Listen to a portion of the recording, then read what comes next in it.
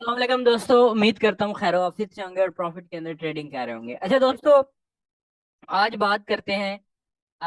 पहले वार की डिस्कशन करते हैं और वार की अपडेट आपको देते हैं, और वार में जो मेजर अपडेट्स हैं वो देते हैं, फिर फंडामेंटल्स और फिर टेक्निकल्स के ऊपर बात करते हैं। वार की बात करूं तो एक इम्पोर्टेंट आपको खबर दूं, शायद आपके पास ऑफिशियली खबर ना हो लेकिन अनऑफिशियली मैं आपको खबर देता हूं कि अमूमन जो आपको न्यूज़ चैनल्स पे नहीं मिलेगी, वो ये है कि आपको पिछले वीक एनालिसिस के अंदर मैं बताता रहा हूँ कि जो रशिया है और चाइना जो है वो प्रॉपर इन्वॉल्व होना चाहते हैं जंग में। बल्कि चाइना ने अपने जो है कुछ शिप्स वगैरह भी भेजे, और मतलब कि इस तरह की खबरें भी आई। और रशिया ने भी अपने जो फाइटर्स थे चेचीनिया के, उनसे भी बातचीत शुरू की, और मामलात इस तरह की खबरें आती रही। खैर फर्दर फर्दर रशिया भी इंटरेस्टेड, ऐसा लग रहा था कि अमेरिका और रशिया की आपस में लड़ाई हो सकती है। अच्छा, मैं आपको बता दूं, रशिया और चाइना अपने इंटरेस्ट की वजह से फलस्तीन की जंग के अंदर इंटरेस्टेड थे कि कहीं अमेरिका यहाँ पे भी हमला करके फलस्तीन को तबाह करके बेस वगैरह मजबूत बेस ना बना ले। ठीक है। और डेफिनेटली यहाँ पे अगर मजबूत बेस बनाता है तो चाइना ट्रेड भी करता है अरब मालिक से, ऑयल भी लेता है, और भी बड़े मामला आते हैं। तो ये ना हो कि मिडल ईस्ट में भी कब्जा जो है वो अच्छा खासा जमा ले। कुछ मालिक में जैसे कि इराक वगैरह में बेसिस मौजूद हैं हालांकि इसकी, लेकिन इस तरीके से मिडल ईस्ट की तरफ से भी घेरने जाता था, यूरोप की तरफ से भी रशिया और चाइना घेरने जाते थे। और हर एशिया उन्होंने बड़ी मुश्किल से अफगानिस्तान को क्लियर करवाया, तो चाइना और रशिया वगैरह ने। तो अब मसला ये हुआ कि अमेरिका ने लास्ट वीक बयान दिया था कि हम डायरेक्ट हमला नहीं करेंगे, गजा के ऊपर हम लोग डायरेक्ट हमला नहीं करेंगे, हम एड देंगे। तो अब रशिया और जो चाइना है वो इसके ऊपर स्टांस लेने से बाज रहेंगे। डेफिनेटली अगर अमेरिका एड देगा तो रशिया और चाइना भी मोस्टली क्या करेंगे, एड दे देंगे हिजबुल्ला के थ्रू। हिजबुल्ला के सरबराह ने भी कहा जंग वगैरह होगी। डेफिनेटली जब उन्होंने हमला किया तो उनको पता था कि जंग होगी, लेकिन इतने बड़े पैमाने पे वो कत्लेआम करेंगे इस चीज का शायद आइडिया हमास को भी नहीं था, कि वो सिविलियंस को भी नहीं छोड़ेंगे बल्कि सबके ऊपर जो है बराबर बमबारी करेंगे। तो अब कोशिश की जा रही है हर तरफ से, मुस्लिम मालिकों की तरफ से, कि सीज फायर हो। अमेरिका और जो इसराइल हैं इस चीज के ऊपर कतई एग्री नहीं है सीज फायर पे। वो चाहते हैं कि गजा को भी दो हिस्सों में तकसीम करके गजा को भी के ऊपर भी कब्जा कर लिया जाए। जबकि हिजबुल्ला चाहती है कि थोड़ी फाइट बढ़ाई जाए और इसराइल की इकोनॉमी को मैक्सिमम नुकसान पहुंचाया जाए, लेकिन ओवरऑल बड़ी जो ताकतें थी वो हट चुकी हैं इस चीज से। और बज़ाहिर ऐसा नजर आ रहा है कि इमदादों के ऊपर ही काम चलेगा, कि अमेरिका असला देगा और इमदाद देगा इधर से। हिजबुल्ला जो है हमास को सपोर्ट भी करेगी, साथ फाइटर भी जंगजू भी देगी, और साथ फिर चाइना रशिया बैक एंड पे हो सकता है सपोर्ट करें। ये तो खैर ऑफिशियल रिपोर्ट नहीं है।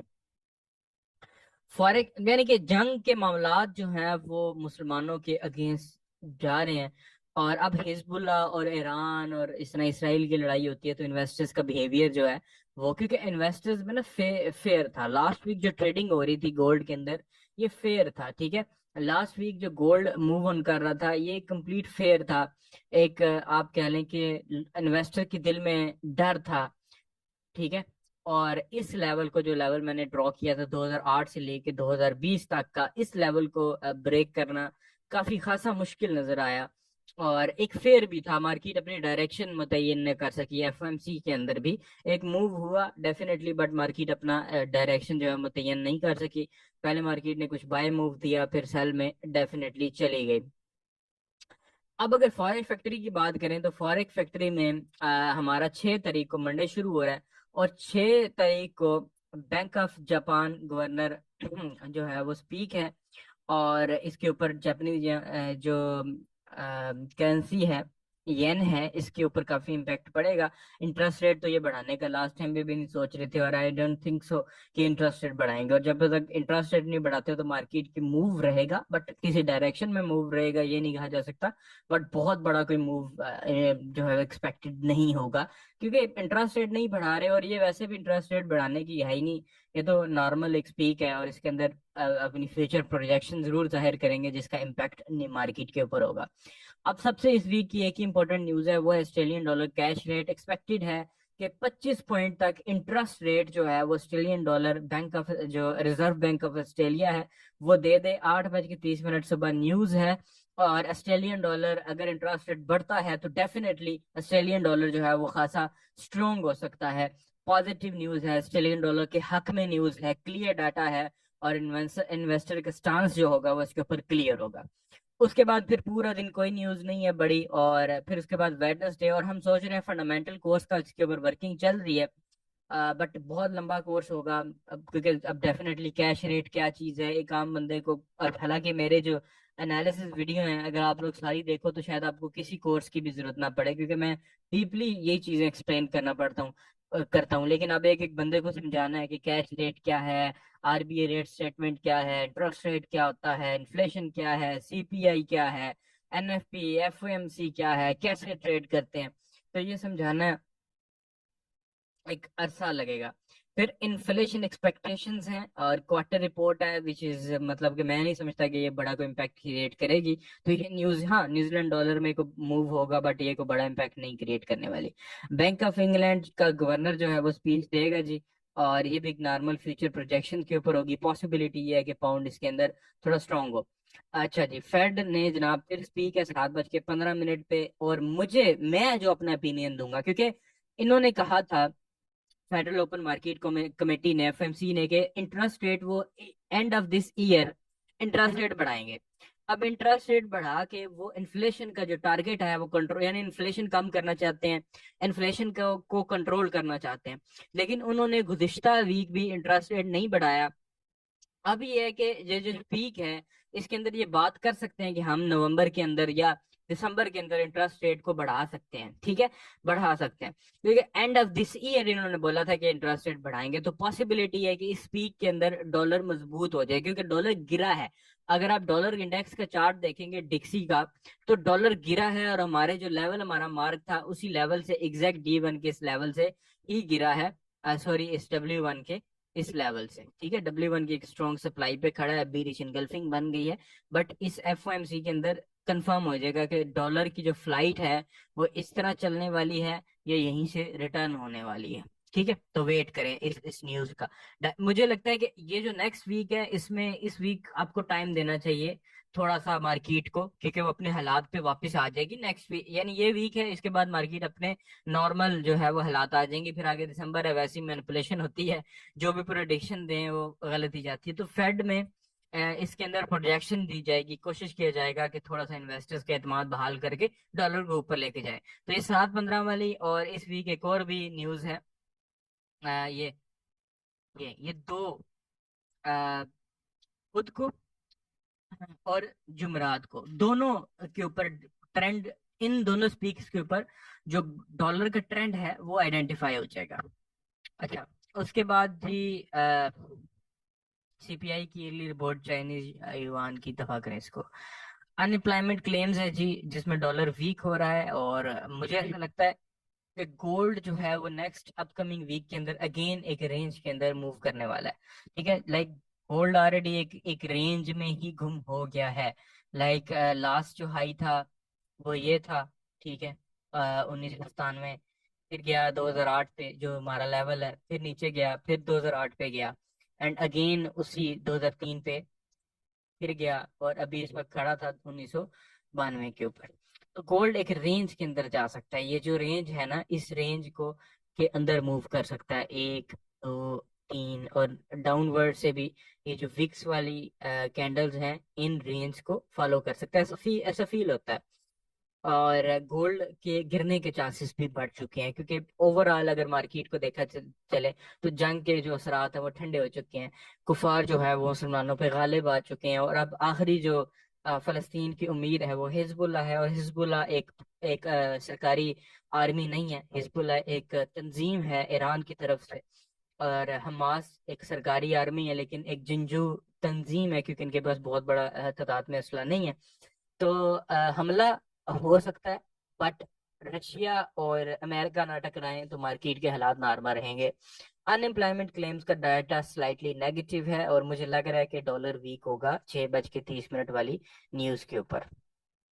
खाली देखो, मैं फिलहाल ना जो बात कर रहा हूँ, मैं खाली उस न्यूज की बात, अमूमन तो हम कहते हैं ना 6 बज के 30 30 वाली न्यूज का बताओ, ओवरऑल मार्केट का ना बताओ। तो क्योंकि जंग अभी जारी है, तो मैं ओवरऑल मार्केट की डायरेक्शन ढूंढने की कोशिश कर रहा हूँ। ये 6:30 की न्यूज जो है वो मार्केट को पूरा मूव नहीं करवा सकती ना, पूरा ट्रेंड तो नहीं चेंज करवा सकती।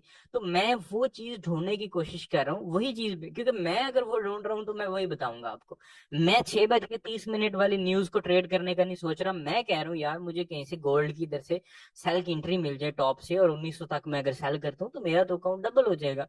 या अगर आप मूव करता है तो मुझे को बाय की एंट्री मिल जाए, तो लॉन्ग टर्म एंट्री पहले जरूर, क्योंकि इस तरह के हालात में लॉन्ग टर्म पहले घुसना है। और जब लॉन्ग टर्म प्रॉफिट में ट्रेड चली जाए, लॉन्ग टर्म वाली जो पोजिशनल ट्रेडिंग है वो ट्रेड प्रॉफिट में चली जाए, देन फिर इंटरडे की तरफ आना है तो प्रॉफिट होगा। उसके बाद जी, ये मैंने आपको ऑलरेडी इसका बता दिया। फिर है जीडीपी की मंथली रिपोर्ट। जीडीपी के लिए नेगेटिव रिपोर्ट है, और मुझे ऐसा ही फील हो रहा था। उधर से फेड की स्पीच के बाद डॉलर जो है वो थोड़ा रिवर्स होगा, पाउंड गिरेगा, क्योंकि पाउंड ऑलरेडी हायर हाई पे खड़ा है। और फिर उसके बाद ये न्यूज आएगी फ्राइडे को, तो मजीद जो है वो पाउंड गिर सकता है। और मार्केट लेकिन नॉर्मल हो रही है। मैं आपको चार्ट दिखाता हूँ मार्केट का। मैं आपको यूरो यूएसडी का चार्ट दिखाता हूँ। यूरो यूएसडी में बना था हेड एंड शोल्डर, फिर हो गया वो जंग हो गई, उस जंग की वजह से हेड एंड शोल्डर फेल हो गया। लेकिन अब अगर मार्केट का बिहेवियर या मार्केट का डायरेक्शन देखें, तो मार्केट अपनी जो नॉर्मल डायरेक्शन है उसके अंदर हायर लो हायर हाई वाले के अंदर मूव कर रही है। और अगेन एक हायर लो, बड़ा हायर लो बन सकता है, और फिर हायर हाई। तो अगर ये बड़ा हायर लो भी बनता है तो डॉलर थोड़ा ऊपर, यानी जो मैं प्रोजेक्शन कर रहा हूँ उस तरह हो सकता है कि अगर डॉलर स्ट्रांग होता है तो डेफिनेटली ये हायर लो बनाएगा, और थोड़ा स्ट्रांग होने के बाद डॉलर अगेन वीक होता है तो ये हायर हाई बना देगा, नहीं तो ब्रेकआउट कर देगा, तो फैसला हो जाएगा। लेकिन अभी ये हाई पे है तो डेफिनेटली हायर लो तो एक्सपेक्टेड है, हायर लो तो मस्ट है, बनेगा ही बनेगा। एंट्री यहाँ पे नहीं ली जा सकती, बट हायर लो तो बनेगा ही बनेगा। तो वही मैं आपको कह रहा हूँ कि वो न्यूज के अंदर कोशिश करेंगे कि डॉलर को स्ट्रॉन्ग करें, और मार्केट भी हमें टेक्निकल एनालिसिस भी बता रहे हैं कैसा होगा, क्योंकि टेक्निकल एनालिसिस जो है वो बाकी चीजें एक्सप्लेन कर देते हैं कि जो आप न्यूज के अंदर आपका इन्वेस्टर सोच रहा है वो हो सकता है। क्योंकि ये अगर ये हाई के ऊपर है बच्चों, तो डेफिनेटली फेड की स्पीक के अंदर अगर वो प्रोजेक्शन देते हैं तो ये गिरेगा हायर लो तक, ठीक है, या मिनिमम अपनी डिमांड तक। तो अगर ये गिरता है तो डॉलर स्ट्रांग होगा, गोल्ड स्ट्रांग हो सकता है, बट गोल्ड मुझे लगता है कि 2008 तक ही स्ट्रांग होगा, उससे ज्यादा स्ट्रांग नहीं होगा। लेकिन अगर 2008 से ऊपर चला जाता है, सॉरी 2008 से 2020 का जो लेवल है ये स्ट्रांग है। अगर मार्केट 220 को भी तोड़ देती है, देन पे टारगेट 2050 और 2070 का होगा। ये तो मैंने पहले का बताया हुआ, लेकिन जब तक ये लेवल नहीं टूटता फैसला नहीं होगा। इसी तरह जीबीपी यूएसडी के अंदर भी सेम स्कीम है, मैंने जो आपको समझाई कि इधर भी हाई बना हुआ है, फुल मार्केट हाई के अंदर है, ये ब्रेकआउट हुआ हुआ है इस ट्रेंड लाइन का, और फुल मार्केट हाई में है।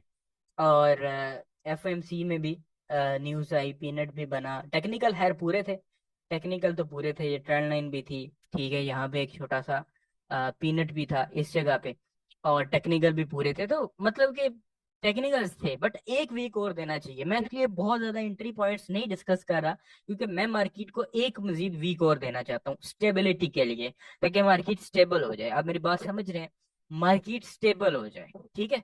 मार्केट स्टेबल हो जाएगी ना, फिर मैं आपको इस तरह के मूव बताऊंगा कि भाई ये ब्रेकआउट होता है तो इस तरह ट्रेड बाय की ले लेना, सेल की, जैसे पहले बताता था। बट मैं उस तरह सोच नहीं रहा, वो इंट्राडे करने का सोच नहीं रहा। मैं कहता हूँ कि गोल्ड बहुत बाय जा चुका है, यहाँ पे मुझे एक लॉन्ग टर्म एंट्री मिले, उसके बाद फिर इंट्राडे कोई ना कोई स्कीम जो है वो लगा के कुछ सेटअप बने। गोल्ड बहुत इंपॉर्टेंट है, यहाँ से एक सेल की भी ट्रेड मिल जाए तो बहुत इंपॉर्टेंट है। इवन कि मैं आपको आरएसआई अगर आप फॉलो करते हैं, आरएसआई की डाइवर्जेंस को फॉलो करते हैं, तो आरएसआई के अंदर ये जो लेवल है, अ, एक मिनट, ये जो लेवल है गोल्ड का, ये टीएल जो है ये ऊपर वाली, ठहरे, ये ये मैं रिमूव करूँ, ये जो टीएल है, इस टीएल को अगर आप नीचे डाउनवर्ड देखेंगे सेम इस पॉइंट को, तो मार्केट क्या कर रही है, मार्केट बता रही है कि बाय जाना है, लेकिन मार्केट के पास बाय जाने का वॉल्यूम नहीं है। Higher low higher high, indicator क्या कर रहा है, लोअर हाई लोअर लो। तो हम इधर 70-30 नहीं देख रहे आरएसआई का, हम जस्ट देख रहे हैं कि वॉल्यूम क्या कह रहा है। तो मार्केट का वॉल्यूम जो है वो डेफिनेटली डिक्रीज हो रहा है। बाइंग का वॉल्यूम मार्केट के अंदर मुझे नजर नहीं आ रहा। हाँ, अपकमिंग फंडामेंटल्स आती हैं तो फिर एक अलग बात है, लेकिन मैं तो एनालिसिस करूं जो वक्त है। और मैं गलत भी हो सकता हूँ, लेकिन मैं अपने एनालिसिस के ऊपर कंटिन्यू करूंगा। और सेल का एक स्ट्रॉन्ग वॉल्यूम भी आया। हालांकि अब ये चीज बड़ी नोट करने वाली है, यहाँ पे कोई बहुत बड़ा सेल मूव नहीं हुआ। ठीक है, मैं आपको बताता हूँ, यहाँ को बहुत बड़ा सेल का मूव नहीं हुआ। ठीक है, अब यहाँ पे आप देखें, इस मूव के बाद पहले, इस मूव से पहले अब ये जो मूव हुआ था यहाँ से यहाँ तक, इसके नीचे एक बड़ा वॉल्यूम बना था, हालांकि बहुत बड़ा बाय मूव नहीं था। ठीक है, लेकिन उसके बाद मार्केट बहुत बाय गई। अब सेल वॉल्यूम है लेकिन ऊपर सेल मूव नहीं है। तो इस मीन के मार्केट के पास सेलर्स का वॉल्यूम है, बट अभी थोड़ा फेयर मौजूद है मार्केट के अंदर।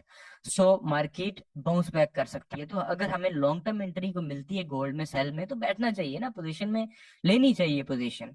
ठीक है, मतलब कि अगर 1000 2000 है तो बंदा एक लंबा D1 W1 की ट्रेड एक होल्ड करनी चाहिए, जिसका $50 या 30 40 डॉलर एसएल हो, और 100 150 डॉलर 0.01 की लॉट से टीपी हो। मैं ये छोटे ट्रेडर्स को मशवरा दे रहा हूँ, बड़े वाले तो डेफिनेटली लॉट बड़ी लगाएंगे। आ, अच्छा, गोल्ड की बात करें तो गोल्ड में ये मैंने आपको डाइवर्जेंस दिखाई, और ऊपर मैंने लेवल जो D1 वाला बताया हुआ है वो तो वही है, ये मार्क किया हुआ है। अगर गोल्ड ये लेवल ब्रेक कर गया ना, ये 2008 और 2020 वाला, देन फिर टारगेट 2050 और 2070 होगा डेफिनेटली। बट रुक गया काम, ऐसा फील होता है। और एक और चीज, मैंने बोला था कि ट्रेंड कंफर्म कैसे होगा। ट्रेंड कंफर्म ऐसे होगा कि market lower high lower low बनाना शुरू करेगी, एंड मार्केट लोअर हाई तो बना चुकी है, and one lower low means कि मार्केट ने एंड कर दिया। ठीक है,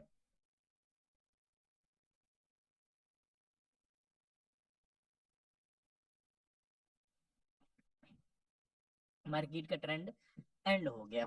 अच्छा, वॉल्यूम अगर देखा जाए, वॉल्यूम के अलावा अगर मैकडी में भी हम डाइवर्जेंस को चेक करें, मैकडी, ठीक है, मूविंग एवरेज, कन्वर्जेंस और डाइवर्जेंस, एंड वॉल्यूम हम यहाँ से डिलीट कर देते हैं। चलो छोड़ो, वॉल्यूम के लगे रहने। H4, अमूमन जो अगर मैक्सिमम टाइम के ऊपर, मुझे एक मिनट मैकडी दोबारा लगाने दें। मैक्सिमम टाइम के ऊपर जो मैकडी है वो MT5 का ज्यादा एक्यूरेट होता है as compare to this one. Like इनकी एक्यूरेसी होती है बट उस तरीके से ये नहीं दिखाता। तो मतलब कि पीसी के ऊपर मैकडी को देखना, MT5 के ऊपर मैकडी को देखना काबिल जिक्र रहेगा, लेकिन यहाँ पे कोई डाइवर्जेंस की इंफॉर्मेशन नहीं दे रहा। डाइवर्जेंस देखनी थी, वॉल्यूम देखना था। तो ये है सूरत हाल, आप समझ रहे होंगे। लेकिन अब ट्रेंड पता कैसे चलेगा, कंफर्म होने वाला है। देखो, ये छोटा ही सही लेकिन एक मूव बना है। ये lower high and lower low, one lower लो, मतलब ट्रेंड चेंज हो जाएगा। फिर हम एक डायरेक्शन में बैठ सकते हैं लॉन्ग टर्म में, थोड़ा सा रिस्क लेके, थोड़ा एसएल लेके। और अगर हम ट्रेंड लाइन को मार्क करें तो हमें कुछ इस तरीके से इन लेवल्स को मार्क करके रखना पड़ेगा। अगर मार्केट इन लेवल्स को ब्रेक करती है देन ट्रेंड डेफिनेटली इस तरफ कन्वर्ट हो जाएगा। तो इस लेवल को मार्क करके रखें, और बाकी करेंसी पेज को आप थोड़ा सा टाइम दें। फंडामेंटल्स बहुत बड़ी बिग न्यूज़ नहीं है, तो इसलिए मैं कह रहा था कि साइड वे में जा सकता है। बाकी मैंने पूरा सिनेरियो एक्सप्लेन किया है। जब कोई चीज़ महंगी होती है, एक बहुत सिंपल सा फार्मूला है। मैं आपको सजेस्ट करूंगा कि पहले लॉन्ग टर्म ट्रेडिंग की तरफ आए, खास करके ये जो जॉब वाले लड़के हैं। आप डेली का टारगेट अचीव नहीं कर सकते, बाज का ट्रेड मिलती है, बाज का नहीं मिलती। जिस दिन नहीं मिलती उस दिन प्रेशर लेना है आप लोगों ने। तो बच्चों, आप लोगों ने कोशिश करना है, द मेन थिंग इज कि आपने लॉन्ग टर्म में बैठना है। जब आप लॉन्ग टर्म में बैठेंगे तो डेफिनेटली आपको कॉन्फिडेंस मिलेगा। तो मैं इसलिए सिनेरियो से सारे समझा रहा हूँ।